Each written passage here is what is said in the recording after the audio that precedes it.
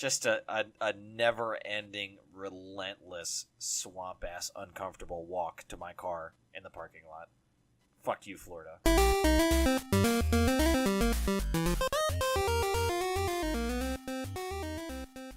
Hey everybody, and welcome back to 4-Player Co-op. The name is a lie. Once again, I'm Gladys, and with me as always is Cryptic Panther. Hey everybody. It's going to be just the two of us tonight. The other two goons could not make it due to unforeseen circumstances, so the two of us are going to continue the best we can, and we've got a lot of news to get to, so let's roll right into it. First up, let's catch you up on what we're playing. I've been into, of course, still playing PlayerUnknown's Battlegrounds. I started replaying one of my old PC favorite games, Rome 2 Total War. I still am playing the Golf Club 2, which Panther got me into. Thank you so much. It's great. No problem. And I just started playing a brand new mobile game. I think I just got Panther back on to return the favor. It's called Golf Clash, and it's pretty damn addicting so far. Yeah, it didn't take me long to get it downloaded and start playing. I was like, I gotta put my phone down so we could record. I don't know what is going on. We must be losing our minds. If somebody would have told me we'd be playing two different golf games on two different platforms at the same time. Shit, that's too funny. I'd say there's less of a chance of that than the 4-player co-op actually having 4 players. There you go. But here we are. So gaming news, let's roll right into it. No, never mind. What are you playing? I'm sorry. I'm trying to skip ahead here. I'm probably because you only have 2 words written on there. Video games. That's what I've been playing. Been playing video games. Yeah. Well, last podcast, Doomer gave me shit for having too much. This time I just had video games. But as Baker, I've been playing Golf Club 2. Really liking it. Getting a little bit better at it. Still having some rough games, but it's fun. And like you said, Golf Clash. I just started playing it like 20 minutes ago. It's fun. I get back into playing Just Cause 3 because it was a free game this month. The game is just mindless fun, running around, blowing shit up, doing crazy shit. So playing that. And I did finish the game inside, and pre-podcast I was bragging it up to Baker how great I thought it was. I just love the game. It was so much fun to play, and I recommend anyone that's looking for, if anyone likes the side-scrolling puzzle games, it's fun to play. It's interesting, and the ending is just it's mind-numbingly crazy. I don't know how else to describe it. If you don't want to play it, you can watch it on my channel. There you go. Shameless plug. Yeah, that's probably what I'll end up doing because I don't think that one's for me. Oh, well, that's fine. Like I said, it's pretty awesome. Oh, and a quick update. My PC parts have been ordered. Just waiting for everything to get delivered. So, yeah, within hopefully one of us. Hey, I was PC gaming, man, years ago. But, yeah, going back into PC gaming, it's going to be fun, I think. Yeah, it's going to be great because actually it seems like lately the PS4 has kind of been a no man's land as far as multiplayer games where we can all get together, aside from Friday the 13th, but even then it's still been hard for us all to get our usual group, our Redditor squad. Exactly. So I think a lot of us have migrated ever so gently over to the PC side, and we've been playing that, so it'll be cool to hear you rage on PC. I rage on all platforms. Yeah, you do not discriminate with that rage. Everybody gets it. That's right. All right, so let's hit the gaming news. First, as we've mentioned, we're still playing Friday the 13th, trying to get groups together and everything. So there's been a lot of updates. Panther, talk to us about those. So yeah, the community's been kind of crying for an update. They've been, waiting for another patch to fix some issues. They've been, kind of hounding for host migration, dedicated servers for console, and they're asking for a lot. And like I said, I don't know if it was last podcast or podcast before, there was the big freak out where people thought they were abandoning the game because they started working on another one. Well, this is kind of proof that they haven't given up. They have a new website called bloodydisgusting.com. It's going to be linked in the description. So they're other than just the new website, they have a new JSON and a new map coming soon. And I know there's a big patch in the works because I was on Twitter and I follow Ilphonics, which is, I don't know if the developer or the producer, I don't know. They're one of the groups that's involved in the Friday the 13th, whether they're the developer or the producer of the game. But yeah, they were replying back to a lot of fans. I know there's a big patch coming, what fixes are coming, and with this new some DLC, a new Jason. And I do know from watching some other YouTube videos in the last week, Kane Hodder's been back, and he does the Jason for the game as well as he did in the movies. He is doing more kill animations. Yeah. So they're updating some kill animations and also new kill animations for the Jason. They have a DLC called Spring Break. It's just a new clothes. But also there's a brand new map based on the film Friday the 13th is in the works. So it's going to be one map that people are hopefully from this movie series recognize. New counselors are going to be added. And tease that they also may be based on movie characters.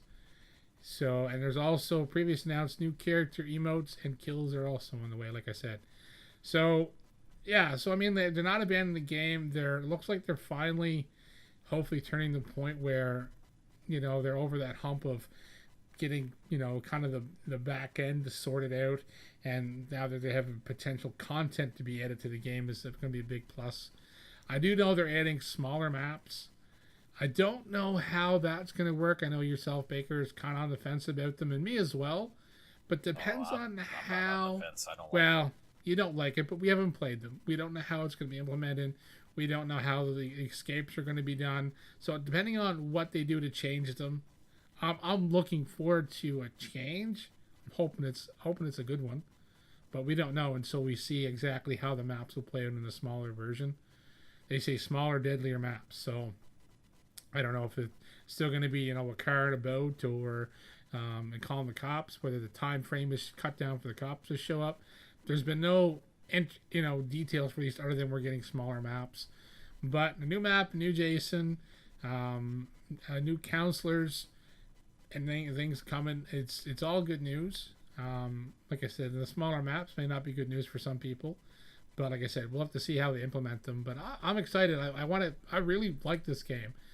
I was skeptical when I first saw it, like, I don't know, a year and a half ago, 2 years ago, when they were talking about it. I'm thinking, this looks kind of stupid. But, I mean, shortly after it was released, and I bought it, and I enjoyed it. I didn't regret the purchase at all. I just wish that, they had did a dedicated defecated servers. That's what we have now. That's what we have now. That's the host. That's the host that quits when he gets killed. That's called a defecated server. I had that happen twice yesterday, actually. Yeah. So some dedicated servers in console would be nice, or at least implement a host migration so that when the host does take a hissy fit, or his mom calls him to supper, then we all don't get kicked out of our game. So, yeah. So, like I said, there's definitely some still improvements to be made, but as of right now, to me, it looks like they're heading in the right direction. Yeah, absolutely. I do have one correction to make. You said the new website was Bloody Disgusting. That's actually incorrect. The website for the article is bloodydisgusting.com. Oh, my bad. That's a horror bad. website. Yeah, the official Friday the 13th game website is f13game.com. Sorry, my bad. That's bad. okay. I heard you say Bloody Disgusting, and something clicked in my head. I said, no, I know that's a website already. Yeah. So I'm reading the article of that. The article is going to be linked in there, and then I do believe they linked the new website in there as well. I guess I was reading the article, and I thought this article was all linked off their own page. My bad. It's okay. My bad. I am drinking, so. Yep. All right, so moving on here. No Man's Sky is once again under the microscope. They released a big new update 1.3. This follows in the footsteps of the Pathfinder and the Foundation, the previous major updates that they did. And it's actually a pretty beefy update. They got a lot of new stuff. Their tagline on their website here is introducing 1.3. It's called Atlas Rises, and it brings a brand new and overhauled central storyline. It adds portals, a new procedural mission system, trade improvements, system economies, joint exploration, and more. There is a confirmed slight multiplayer aspect to it now. You can see other players. They just look like little orbs that kind of float around, but there is slight interaction with other people now. So a lot of people that were asking for any type of multiplayer integration, maybe you'll be happy about that. For me personally, I didn't really care too much. I just wanted a beefier game. it was very bare bones when it released, and now we are just over the 1 year mark, and we get this release. So up to now, they've added vehicles, as we just said, portals, new things now. So you can build bases, which I think is kind of counterintuitive to the whole, explore the galaxy. If you're exploring, you don't set up shop and stay in one spot. That's kind of, doesn't make sense to me. But they added a lot of new stuff. There has been graphical updates as well. So with missions, better graphics, different stuff that you can find. They added resources. There's different inventory options that you can do now. They actually have added a lot of stuff into the game. I still don't feel like it's the game that was promised. When they released it, obviously, we covered it and it was all over the place. It's one of the great failures of our gaming era as far as what was promised and what was delivered. And just about everybody that's heard the name No Man's Sky is aware of that, but it's getting closer. And I can't begrudge the game for improving, and it has improved. So with this update, it improves once again. I still am not very thrilled by what we have as far as the final product, but I am a little more confident that it will eventually get there, and it will eventually be something that I want to play. So if you guys are on the fence about No Man's Sky, if you're like me and you had it uninstalled for at least 8 months, then you may find it worth it if you had similar problems that I did, to reinstall it and actually give it another shot. I did reinstall. I've been playing just a little bit. It looks better. It feels just a little bit better, but again, I still don't feel like it's the game that was promised. Piggybacking off of that, the Atlas Rises update, No Man's Sky is currently one of the most played games on Steam, and that's directly thanks to the Atlas update. It peaked at just over 6,000 players concurrently for the first time in a long time. So it made it into the top 100 active games on Steam. That was on August 11th, so a week ago, last Friday, as of this recording, a week ago. So right after the new update came out and people had a chance to install it, it seemed to take off again. And it's still too, one of the comments that was made on a Reddit post, I'm not sure which, if it was a No Man's Sky sub or the PS4 sub I was on, but someone made a note in there, and it makes sense that if you were on Steam and you shit on the game and now you played it and it's better, go back and update your review of the game to reflect the actual content of the current game. And I think that's a fair thing to say. I know a lot of people probably won't go back and update them because there's probably a lot of people that will probably never install it no matter what they do. But I think anyone that, like yourself, right now your opinion has greatly changed. And anyone that, his opinions have greatly changed and they give it a bad review, I think they should go back and update the review. Now, I never played the game. I watched a lot of gameplay when it first came out. And I know you have it, and I know Doomworks has it, and I think there's a couple of people on my friends list had it. And like I said, everybody that I know was disappointed in what they got for a game. And I myself was glad I didn't buy it. But now that they've added all this stuff, I'm like, wow, I kind of wish I had the game, but I'm still don't think I'm gonna shell out the $60. I guess still $60, if not, it's almost still full price around here. So unless they drop a big discount to get people to buy it, I don't see me picking it up right away. But I mean, it definitely piques my interest in the game. So someone who never even played it and heard nothing but negatives, now with this new content and promising still more down the pipe. So yeah, for someone who never played it and heard nothing but negatives, it still piques my interest now. So yeah, I say right now, if you could get it heavily discounted, it'll be worth that price. It's still, for me, not the price of a full game. I do regret buying it, of course.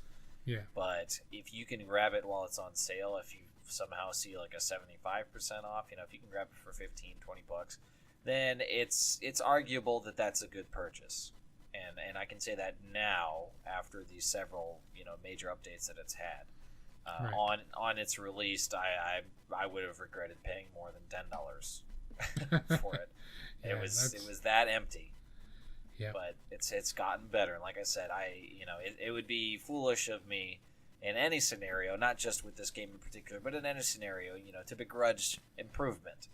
And I think it can be confidently said and not argued against that this game has been improved over the past year. So yeah, I think honestly, with the amount of games that are slated to come out and in the next couple of months and in the first of next year, I think they'd be hard pressed to get a lot of new audience unless it is discounted.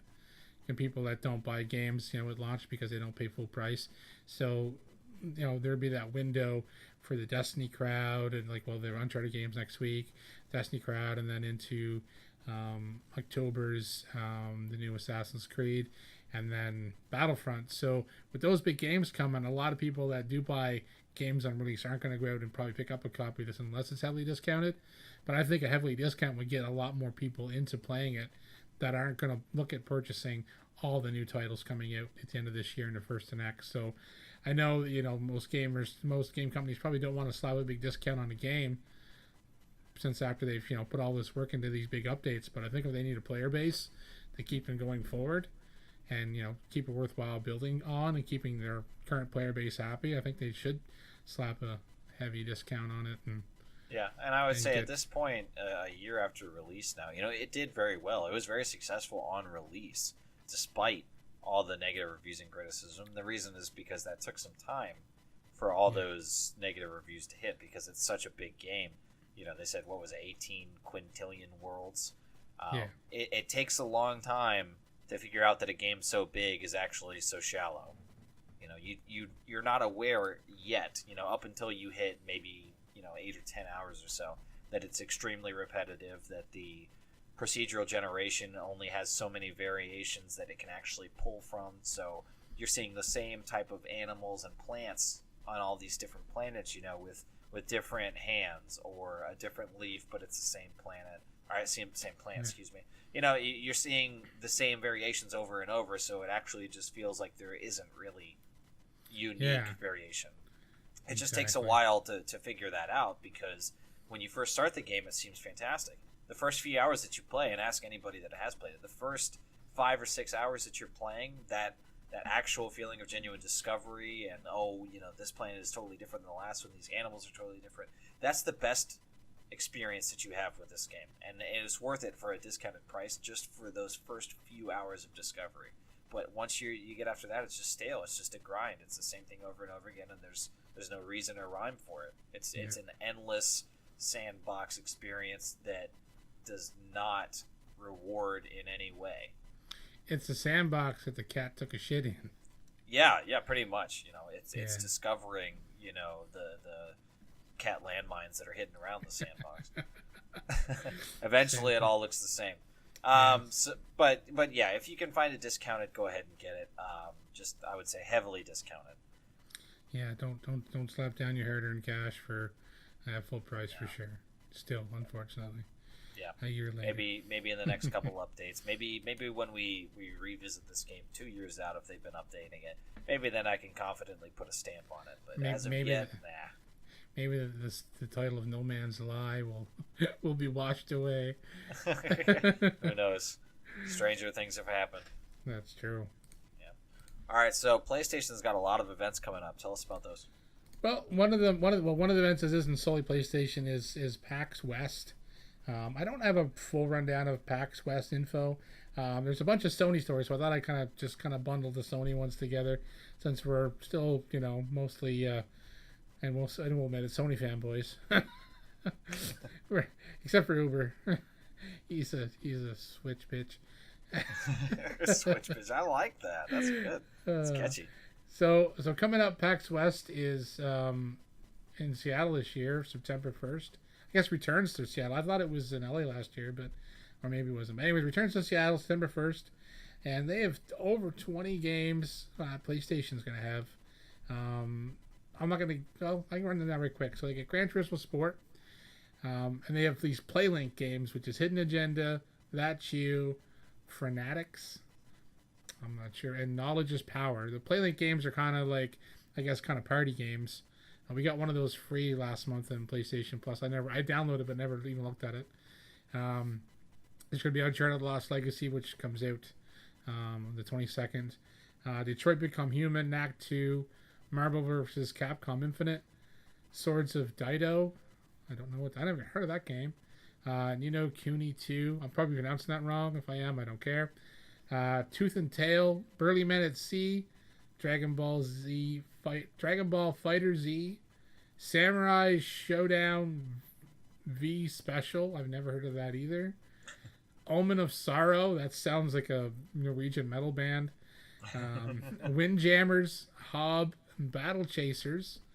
And then they have some VR titles: Gran Turismo Sport VR, The Inpatient Bravo Team, Caillou Driving Range, Moss, Star Child, League of War, VR Arena, and Spark. So they have over 20 titles they're going to have at PAX West. So a big showing from PlayStation at one of the PAX events. I don't know about the PAX East event and stuff, how much showing PlayStation had there, but anyone that's going to be in Seattle September 1st, there you go. The next event that they have is a Sony showcase is in Paris. It's October 30th. And there's not a whole lot of details on the website that I found on it. It gives some... it's going to be at 4 p.m. UK time. That's like, I don't know, 12 noon, I think, in Eastern. Yeah, 12 p.m. Eastern or 9 a.m. Pacific, so at least it's early in the day. So anyone that's not working that day will be able to watch it because it's at least at a decent time for people in North America anyways. So the Paris Showcase is, they usually don't have any major announcements. They usually no big, this is, like Last of Us 2 type announcements. But they usually cover a lot of their upcoming games. Maybe we'll get a few more release dates for some of the 2018 games that we're still waiting on. I know we have the release date for the new Horizon DLC as well. When is that, Baker? Do you remember? Off the top of my head, I don't know. Shit, I can't remember. But anyways, they'll be talking probably about that as well. If it's not released by the 30th. I think it's in October it's released. I can't remember now. I'd have to Google it. We don't have that as a topic. I don't know why we don't have that as a topic this fucking week on the podcast. November 7th. So yeah, they'll be talking about it because it's before the release. So thank you for that. I imagine there'll be probably some God of War info, Last of Us 2. But I don't think we're going to get any huge stuff. That's going to come, I think, whenever they have the PlayStation Experience in Anaheim on December 9th. I'm going to link all this stuff in the description as usual. There's a short video on the blog channel about the experience in Anaheim. And this one here, I'm expecting we're going to possibly get some of the bigger release dates posted. We might even get a new game teased because this is kind of their bigger of the events. The Paris event usually is not as big as the end of the year.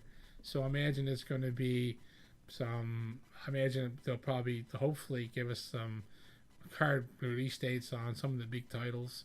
I'd love to see a Last of Us 2 release date, but I don't think that's going to happen this year. We're not going to see a release date this year for it. We'll hopefully see some possibly more gameplay.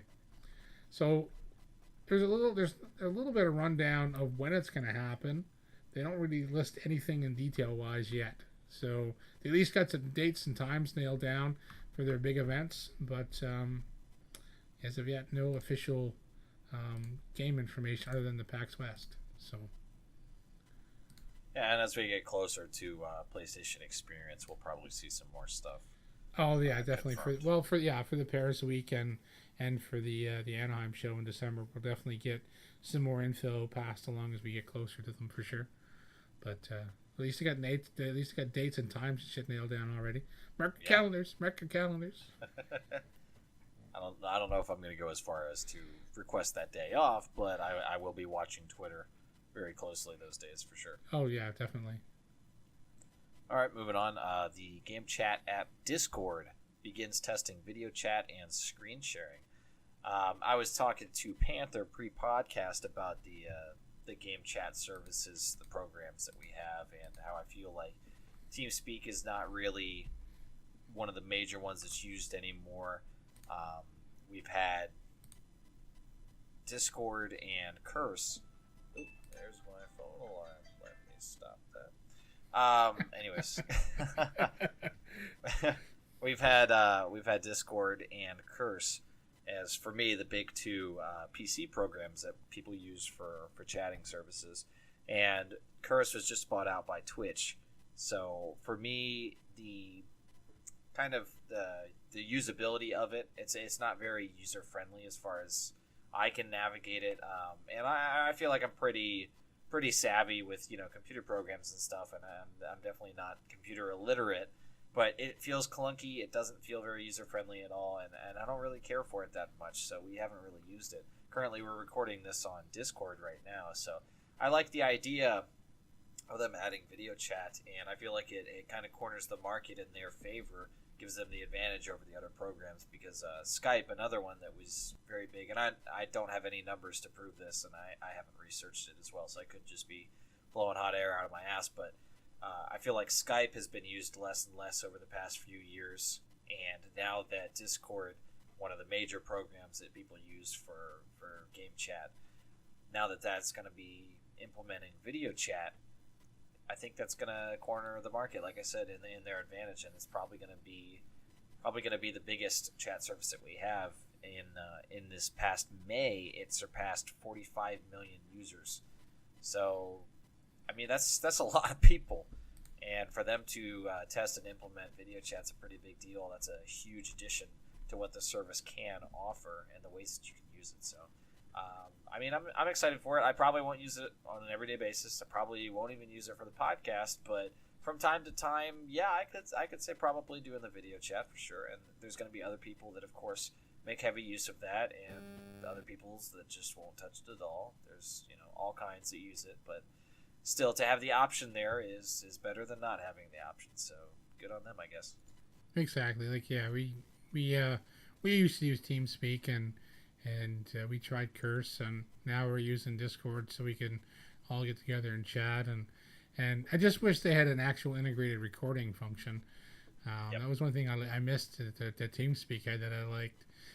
Wish Discord had that built in, would be a nice addition. The video chat, I think, is a step in the right direction. I think they showing that they're investing and upgrading the system. It'll keep people using it. So I think it's a smart move. I really do. Absolutely. All right, so talk to us about Crackdown 3. I know you've never played. I was a fan of the series before that. Yeah, but... you were definitely. I mean, I definitely interested when I heard that it was coming, because I was like interested. Okay, it's an Xbox One game, but I don't have one. But I'm still, hey, people will play games online. I still watch quite a few people play games that I don't play. So, and so I was like, okay, a new game coming. I got no problem with watching someone playing an Xbox. But it's been delayed. So Crackdown 3, I thought this was supposed to be a big title for the Xbox One X launch. I do believe that was, I don't think they, was going to be, the main title to sell an Xbox One X with, but it being now delayed until early 2018. Microsoft is delaying the release of Crackdown 3 from November 7th to spring of 2018. The company confirmed with the Polygon website is where the story's from. I'm going to list it in the description. Shannon Loftus, Microsoft Studios Publishing Game General, said the game is delaying the company is delaying the Xbox One and PC game to give development teams, because there's two teams working on it, Regent Games and Sumo Digital. Oh, geez, three of them, and Cloudline extra time. Jesus Christ. Maybe that's the problem. Cloud, fuck, that's a weird name. Anyways, extra time to ensure a quality experience. They're very excited about Crackdown 3, so are many fans. And it's difficult to call the move to the release date. So there's a statement here from them saying that they didn't want to, but to make sure the game comes out and is as tight as they want it to be, and is not broken. Which delaying video games is like the in thing to do now, anyways. I don't know why they just don't announce every game to come out 3 months. Oh, here it is at E3. 3 months later, all these games go out. Nah, 3 weeks later, just everything's delayed. Because that's the thing to do. Like, we're giving all these games, and we're going to delay them all, because that's the cool thing to do. But, yeah, so anyone that was looking forward to playing some Crackdown this year, unfortunately. Like so many other fans of other games. 2018 is going to be when you're going to get your hands on it. 2018 is going to be fucking busy at the first of it. I think I might have to sell a kidney. Not for this game, but for all the other games that are coming out first of 2018. There's quite a few of them. Well, especially now that you're in the PC market as well. Yeah, Jesus, more games I won't be able to fucking have time to play. No, but you got to think, though, Steam is going to work great for you. You got to learn to love it because all the Steam sales that go on, the winter sale, the summer sale, they're big deals. You get a lot of stuff discounted. Oh, I know. Even though I haven't been a PC gamer for quite a few years, I still watch the Steam sales. But yeah, so Crackdown 3 being delayed is not a big shock. Game delays now aren't big news, but it's one of the bigger games that's Microsoft sided that's been delayed, I think, in a while. Yep. That I can recall. There's not been any other major titles that I've seen come out that are going to be delayed on Microsoft side, but here we go. Yep. And it being on PC, you might be able to play that, Baker. It's going to be on PC. Yeah, I might be able to, and that would be great for me because I really loved the first Crackdown. I actually didn't get to play the second one. I know it did change significantly from the formula of the first one, but I really, really love the first one. So hopefully Crackdown 3 will be a return to form and something that I can play on PC. Yeah, I'd be excited for that. Hope your system's strong enough. Yeah. Well, I mean, by that time, by 2018, I might have a new one. I don't know. You might. Who knows? Let's see. All right, moving on. Call of Duty World War II. The title of this, I think, is a little bit misleading, but I guess it's still a true statement. Call of Duty World War II gives you prizes for watching others open loot boxes. So, another game with loot boxes. I'm so sick of this shit. I really am. I fucking hate loot boxes. But Golf Clash has loot boxes. I know, and it's fucking addicting, though. It's awful. I hate it. Just give me stuff or let me spend in-game credits to do it. Whatever. I hate the random generated boxes. I hate all of them. Yeah, it's awful. Anyways, so as we know, Call of Duty World War II will have a social space called Headquarters, and this will be a place where up to 48 people can spend time in between online player matches. Think of it as a community lobby where a bunch of people can gather and hop in and out of. So one of the things that you can do is, as we just said, the loot boxes. You can unlock those while playing the game. You can also watch other people open their loot boxes. If you have absolutely nothing else to do with your life while you're playing a game, you can watch other people open random boxes. Doesn't that sound great? I'm going to buy it just to sit in the lobby and watch people open loot boxes. Apparently they said they will lead to there's a chance you will be rewarded, I guess, for watching people open their boxes. I have no idea how that gets implemented or how they determine what the chances are of that, or like if you need to be facing them while they're doing it, if you need to somehow get involved and hit a button or something. I don't know the mechanics, but it sounds awful to me. It sounds stupid. I don't want to watch people open their shit. I don't want to watch myself open my shit. If you just have to be in the lobby and people open loot boxes, you know what people will do? They will leave their fucking whatever gaming console or platform they're playing on. They'll load it into a lobby and like set their controller to make their character spin so it doesn't go to sleep, and they'll set that fucking thing up for days. I'm going away for the weekend. I gotta leave the Xbox on or the PlayStation on. The controller taped to the fucking character spins around and around in the circle, and fucking I'll be watching people open loot boxes for 3 days. They'll come back with a pair of fucking purple boots. There you go. There's your reward. You spent fucking $300 on electricity and wore out your controller for a pair of purple boots. Worth it. Yeah, totally worth it. I'm gonna buy an Xbox One X just for that. Just for the loot boxes. Just for loot boxes. I'm not gonna play the game. I'm just gonna sit in the lobbies, tell everybody I banged their mom, and then wait to get some purple boots. You'll fit right in. Shit. All right, so the headquarters also contains a feature called The Pit, and this is an area designed for one-on-one Call of Duty gunfights. Now, I'm not sure how the mechanics are going to actually translate, but I guess it's a little 1v1 scenario, like a little setup for you. I don't know if it's an extremely small version of the map or if it's like kind of like an obstacle course that's set up that you'll be fighting against somebody in. I'm not sure how they're going to implement it, but they have this area called the pit, and it'll be 1v1.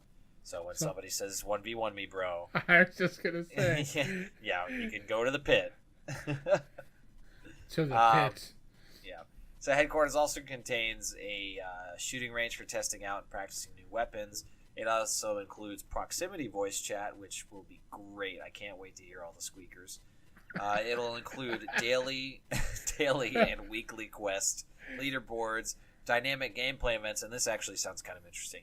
Dynamic gameplay events which will force resting players to defend an area on short notice. The example given of the last is an aerial scramble that drives players to anti-air guns to fend off enemy aircraft from the base. So in the lobby, there will be random events every once in a while. And I actually like that idea. If you're going to make a lobby, it's going to have a bunch of people in there. You know, if somebody's going to take a shit, it's going to be a few minutes or whatever, and then all of a sudden air raid sirens start going off and you've got to, hop on something to defend the lobby. That's kind of a cool idea, I like that. Keep them involved, keep them active, and make it more than just kind of like a passive experience. I can applaud that last part. That's cool. Well, the pit, the 1v1, the shooting range, and that all kind of sound like a decent addition to a lobby. Yeah, it's going to be very beefy as far as what you can actually do in the lobby, as far as just exactly. So not waiting around.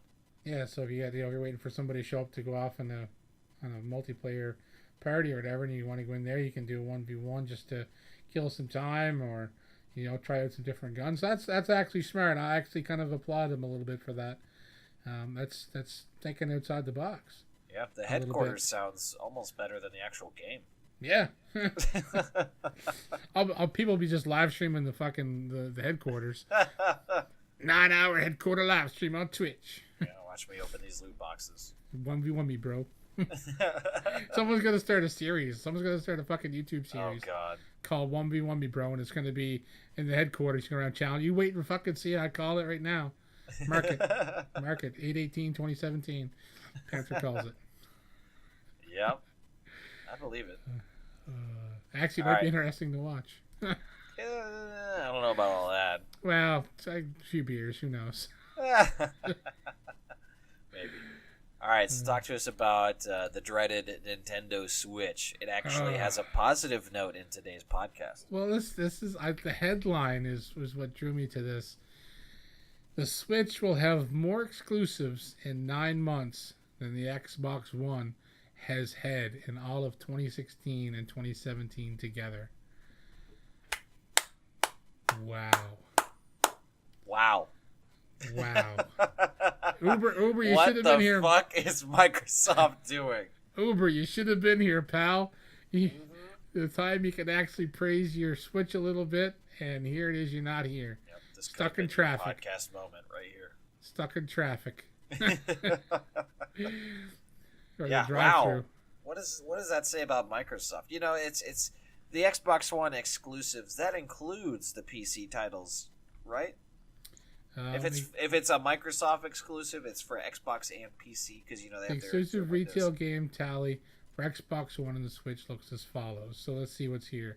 All right. Forza Horizon 3, Gears of War 4, Quantum Break, Recore, Dead Rising 4, Halo Wars 2. I'm not sure if that's PC. Crackdown 3, but that doesn't count because it's not out yet. I was just about to say that's not updated. That's so, and then Super's Lucky Tale and Forza Motorsport 7. Well, isn't that the one that's new?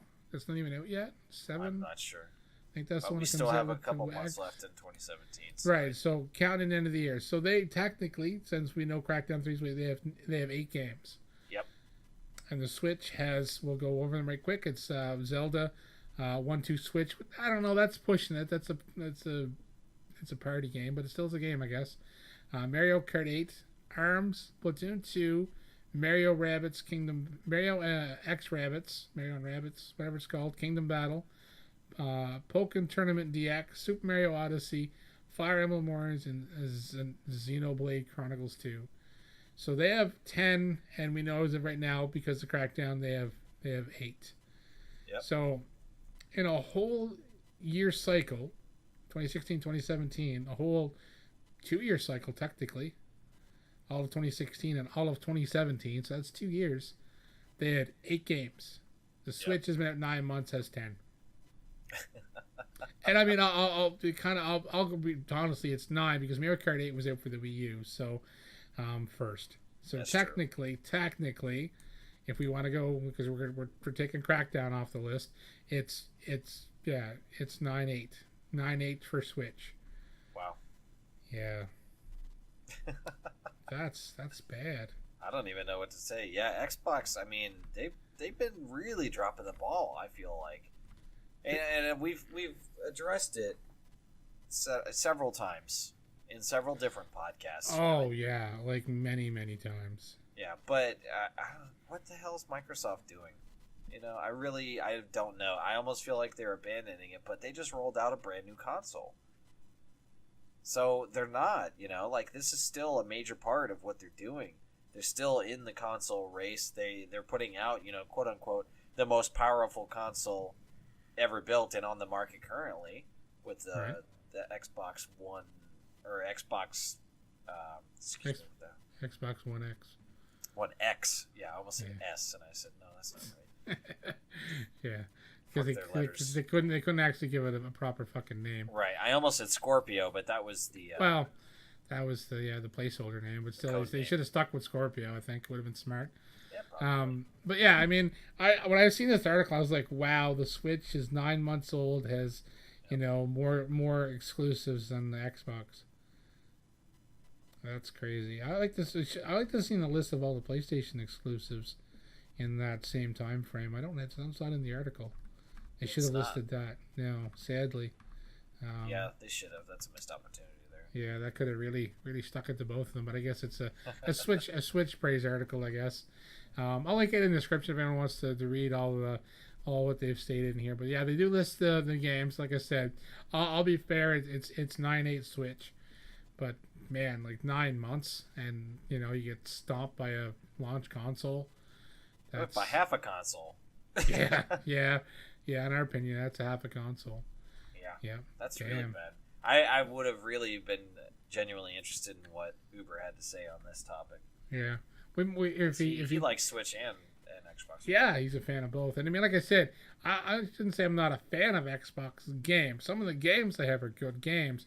I'm just not going to buy another console to play the games. They're not that good that I want to buy a console for them. So, but there's still some good games there.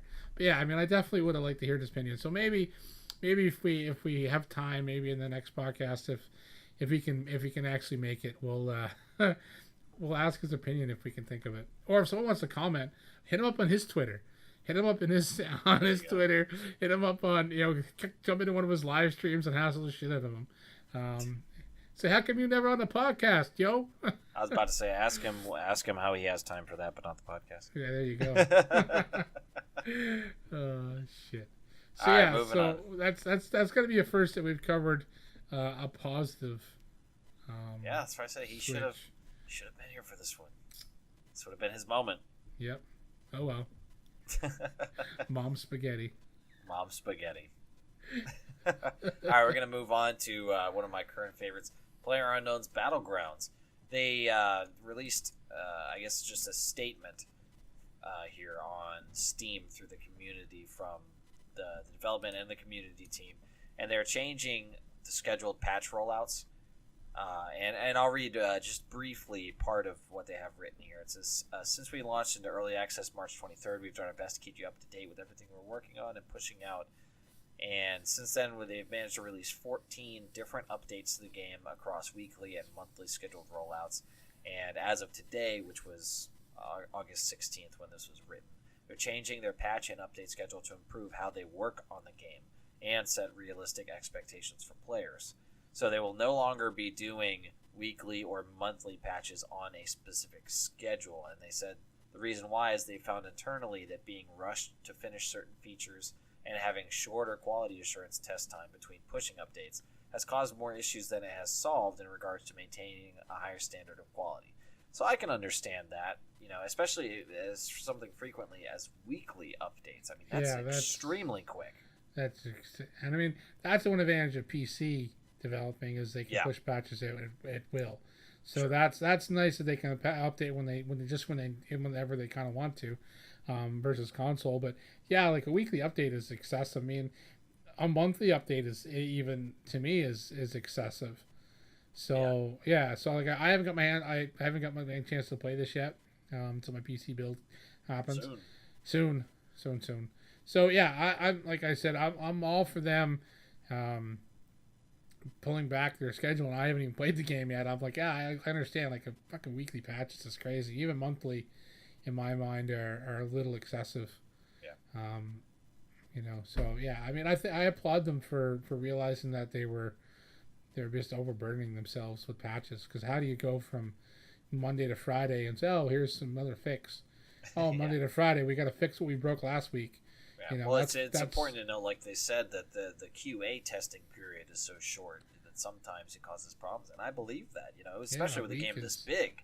This is a very big game, and there's a lot of stuff involved into it. So any little thing that you change could have wider effects than you anticipated. So I think this is good, and this is a very mature way to handle it.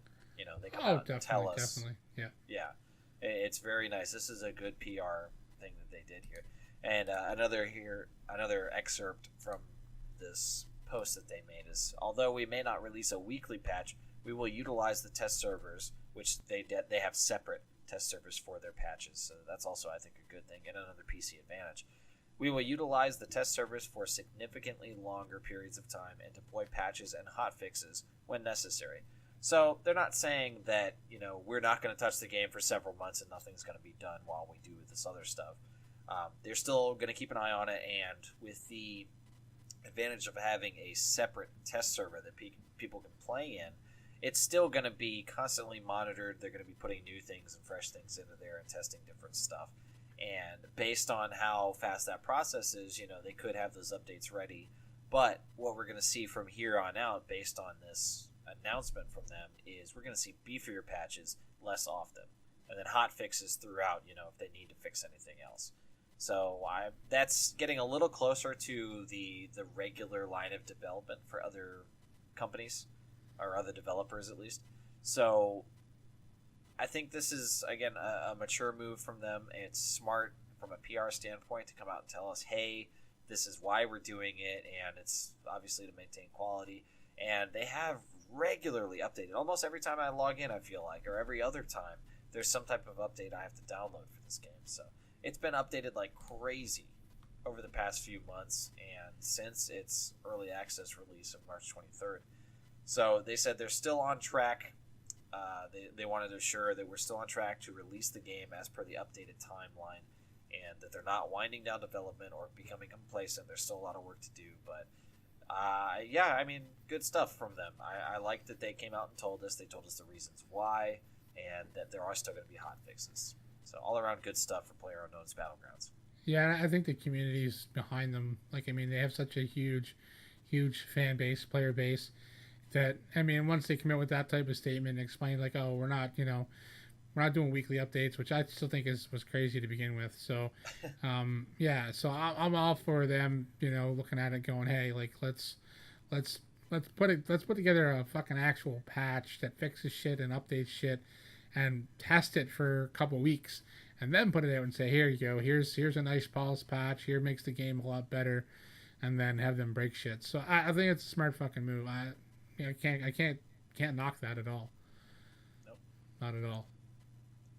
All right, this has been a somewhat positive podcast so far. Yeah, strangely enough. It's probably because work's not here. Yeah, that must be it. All right, moving on to the PS4. Back to our home station here. Yeah. Talk just about the software beta. So the 5.0 firmware is hit beta. I didn't get in again. I signed up for it. They never fucking sent me an email. Sony don't like me, I guess. But so this is the PlayStation blog. Is a list of some of the features. I don't believe these are all of the features, because I know the last time they had the big update, think 4.5 or whatever it was.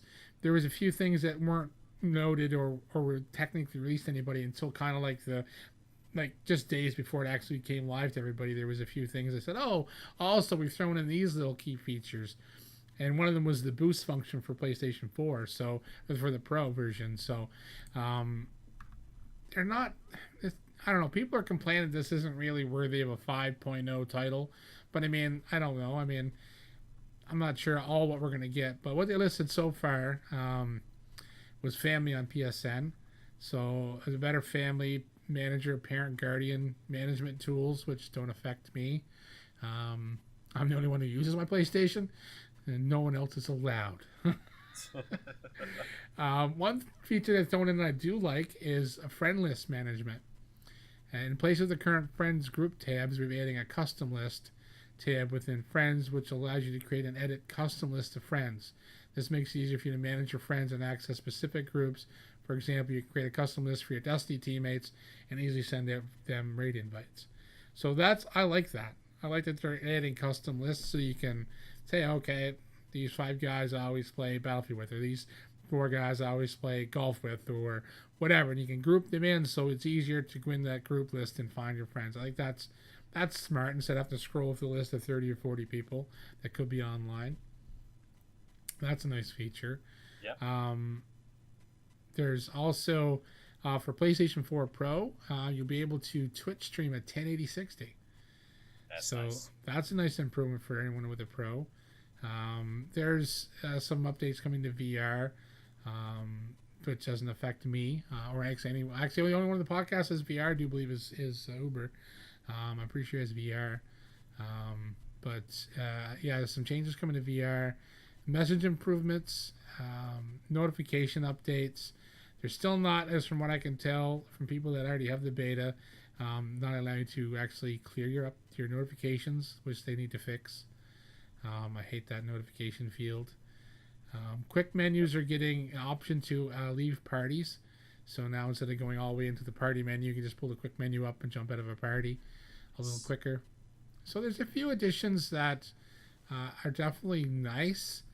Nothing to me anyways is massive. The Twitch screaming. I'm tired of drinking. This is not a great combination. The Twitch streaming in 1080/60 is nice. I'm getting a Pro. 1st of September, I pre-ordered the Destiny bundle, the white PlayStation 4 Pro. So I'm hoping to get into doing some more streaming. So, and with my PC build between the Pro and the PC, hopefully, I'll be doing some more Twitch streaming and some YouTube streaming possibly as well. So that 1080/60 is going to be nice, especially because if it streams in 1080/60, hopefully then it archives in 1080/60, which then would be fine to take that down and upload it to YouTube. So it's an advantage. But other than that, there's a few things that people will probably like. But yeah, a lot of people saying there's not much there, not much of an update. Why is it a big 5.0? But I don't know, other than fixing the notifications to make them kind of like where they were before, speeding up the back end of the EOS, which some people say it seems snappier than playing on the beta, and adding the ability to completely remove what you do not want from the UI and the home screen. That's about it. Other than that, I don't really know what else I want on the PlayStation. PlayStation Now. Well, that is not. I don't really know if that's an OS update. That's the same with people pounding the pitchforks are still wanting the, change my PSN name. Well, that's not really an OS update. That's a back end Sony update. That's something they have to implement on their servers and their database. That's nothing to do with your PlayStation 4 that I know of. My opinion, but yeah. So there's the details are going to be in the notes as always in the description, the link to the blog. But yeah, I don't know. Other than fixing the notifications and making a faster, snappier UI, I don't really looking for much else after this. Yeah, there really isn't too much else aside from the major features or programs that the PS4 can offer. Like I said, PlayStation Now. There's really, I don't think, too much left to be improved. No, I think it's about it. I don't know. I mean, if anyone else can think of something, definitely throw it in the comments, tweet us, whatever. And it makes sense too that we're on 5.0 now because after all the updates in between the major numbers, 1, 2, 3, 4, 5, it's had a lot of stuff added to it. PS4 now is a hell of a lot better than when it was first released. As with any system that gets upgraded over time. So exactly. at 5.0, there's really not too much left to ask for. I don't think. I mean, people were, kind of like, well, not much here. What's the point of it? I'm like, well, I don't know. Maybe some of the updates aren't for you, but some of those updates will make a lot of the people happy. Yeah, well, I think the thing is, too, is that when you hit a solid number for an update, that usually signifies sweeping changes. That's the thing, too. Like, people were expecting bigger and better, but I don't know. People weren't really given any, what do they want? They were just saying, doesn't seem like much. It kind of sucks.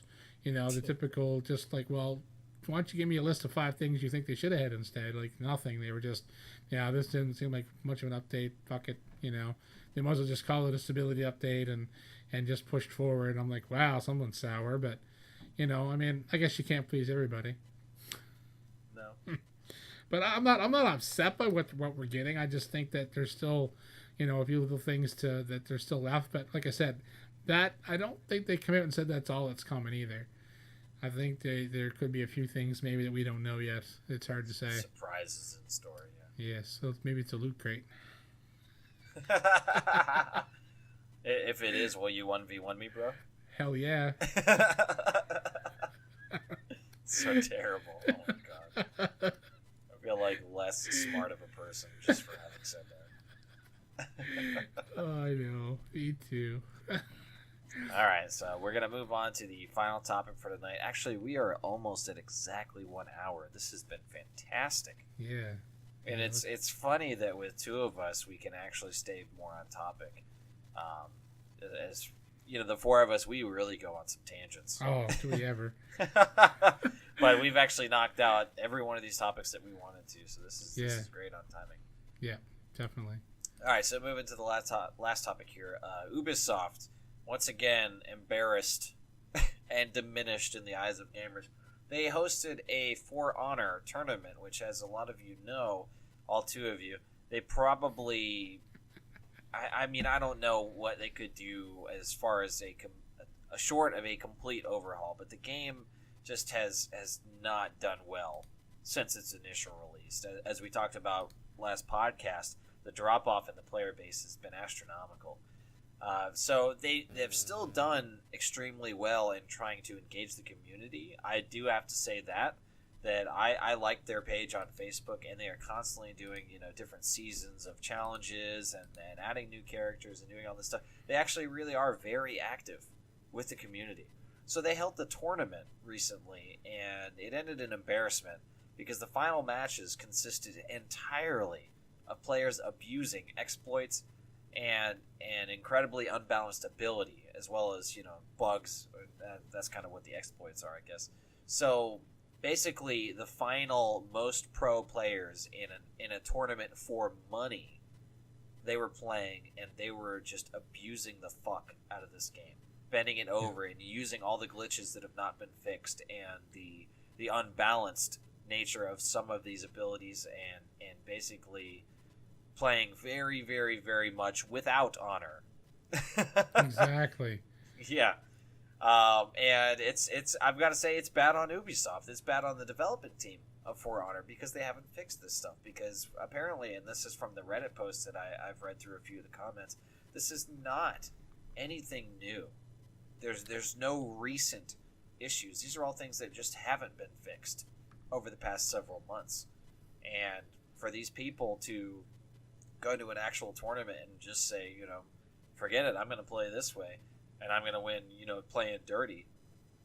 They actually did it, and it really is an embarrassment for Ubisoft. Not only because when you have a tournament like this, it puts your game back in the spotlight, and if you have bugs and glitches that people can abuse, you have to assume that they're going to, and even if you don't go in with that mindset, still to have aspects of the game that are performing unlike what you designed them to do, you're going to want to fix that. If it gives players a certain advantage, if they know how to do this or something it's not intended, then you've got to fix it. I mean, that's, it's step 1 and 2 on the logic train. So for them not to have done anything for known issues for several months, I mean, you know what? Fuck them. I don't feel very mad at the people that did it to them. I feel like it's really more of an embarrassment and kind of like a, this should be fixed by now, and since it's not, then whatever, fuck you, I'm going to do it. Yeah, I mean, in the Reddit post, they list some videos of the actual like gameplay stuff going on, and it says, and finally, the winner of the tournament admitted to using an exploit called unlock tech, which is a technique that changes certain properties of the abilities and moves in a game. If performed at particular times, for instance, it can make certain attacks bypass one's block or make attacks faster. The creative director responds to this when the winner received the award. And I don't have the exact quote because the video, I'm not going to load it up right now, but there is a clip to the video of him handing the trophy or whatever to the winner and kind of making a comment about how the fellow played. So, I mean, they know that he was doing it. It's not like, oh, the guy figured it out, was doing it, and only the people that, are in the know of this glitch that just was figured out knew it. Like, this has been going on for a while. And I read this, and I'm like, man, I watched a couple of the clips, and I'm like, man, like, how much worse can it get for this game? I mean, it was, I don't know, the player base falling apart, and then this exploits, and then this tournament held by Ubisoft themselves, and they get embarrassed at their own tournament. That's just bad. Yep. But I like the top comment on the Reddit post. It's like, not trying to step on anyone's toes, but is there an audience for For Honor esports? Yeah, I'm like, probably not. I don't know. I'm not a big one, at least. I'm not a big esports fan at all, and I couldn't see myself watching a lot of people fighting, in the tournament style. I was hoping for an awesome story in this game, something that could be, watched, and because I didn't think I would pick it up after playing the beta, but I was hoping for an interesting story mode to at least watch someone else play it, but I don't think anyone even uploaded that. I never went looking for it that hard. But the people I subscribed to are some pretty big YouTubers. I don't remember any of them playing it, so maybe it just wasn't their game. But yeah, I mean, and maybe like me, this is one of the biggest disappointments as far as the last couple of years, as far as big releases go. This is one of my biggest disappointments because I was supremely hyped for this game for at least 2 years. Yeah, as was I. And I was following it closely and couldn't wait, and then I actually didn't end up having the money to buy it, and I didn't pre-order it because I don't pre-order anymore. I'm done with that. But I didn't buy it at the time because I didn't have the money, and negative reviews started flowing in. I started watching videos, and I was like, you know what? I'm going to be careful. I'm going to be patient with this one. And yeah, it was just constant bad. That's all I heard about it. Yeah. And I played the beta before release, and I was like, okay, so the gameplay seems pretty fluid. It seems like it could be cool, but this has such an unbelievable learning curve to it, and I feel like after a couple weeks, if not a couple weeks, then a couple months for sure, after this game rolls out, it's going to be only the super pro people playing, and that's going to be bad for me because I'm just not extremely good at this stuff. So at a certain point when it's mainly a multiplayer game and there's only good people left, that's just kind of shutting out the rest of the community. Yeah, when everything becomes a learned skilled game, like, yeah, where these other people could progress because they don't have jobs, yep. And they become nothing but, straight up masters of the game. You jump online, and I don't know how good the balancing was to put you in a lobby with other people that are, same level. I don't know how that was going to work, the matchmaking, but even still, I mean, you get someone that's not maybe a whole lot better than you that's got more time in the game is going to be better eventually. Yep. And that catch up is going to be the problem, and that's what kind of worried me because I played the beta and I didn't get a lot of time. I was very busy when the beta came out, and I was like really like a day and a half before I actually got in to actually play, and I jumped into a match at 1v1 and I just got smoked. Like, I couldn't do anything. I jumped into the conquest style, and I could actually get a lot of kills, and I was figuring it out. But if I jump into a 1v1 or that 2-on-2 combat style, I was just getting fucking owned. I'm like, I can't block. I can't. This is like the guys were just walking over. I was dead. I was like, what the hell?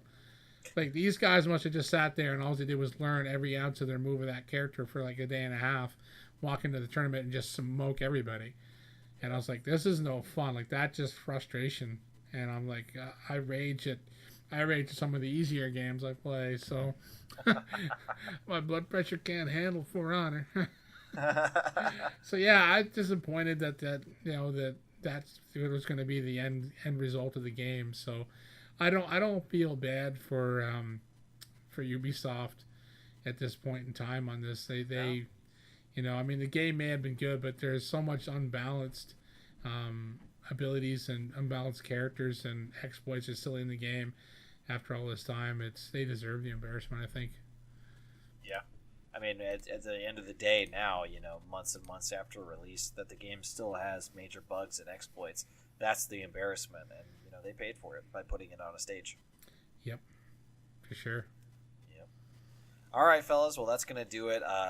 We're coming to the end of the podcast here. Thank you so much for listening. Of course, everything that we've talked about or referenced will be in the description of the YouTube video that's going up. Of course, we're on SoundCloud as well. So if you guys have any comments or questions, any ideas for PlayStation updates that we could see, let us know. Of course, you can tweet us at 4Player Co-op Live. Leave a comment on the YouTube page as well. However you want to contact us, you have a couple ways to do it. So thanks for listening, and we will see you guys next time. Later.